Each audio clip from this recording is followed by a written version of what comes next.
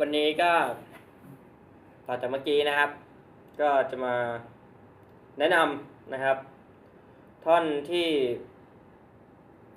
ผมเล่นในเพลงตัวร้ายที่รักเธอนะครับซึ่งผมลืมใส่เข้าไปใน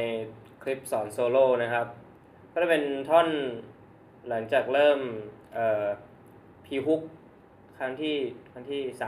2 3นั่นแหละประมาณนั้นแหละครับก็ มันจะเป็นท่อนที่ผม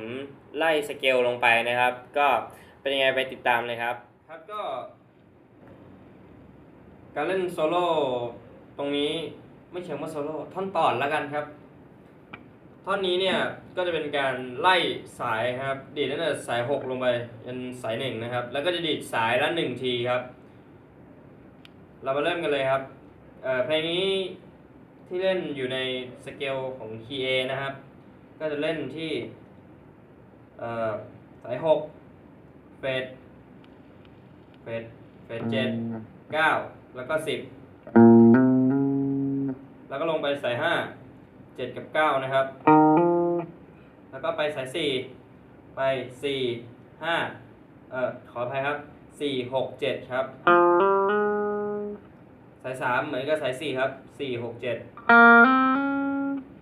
สาย2นะครับเป็น5กับ7ครับ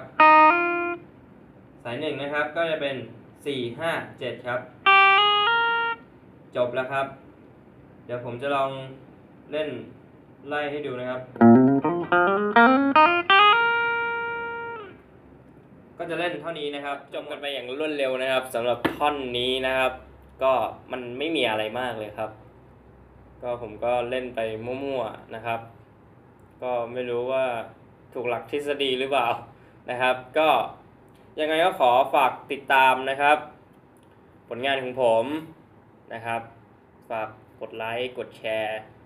ก็เป็นกำลังใจให้ผมด้วยนะครับ Subscribe ด้วยยิ่งดีครับผมก็วันนี้ก็ต้องขอลาไปก่อนครับสวัสดีครับผม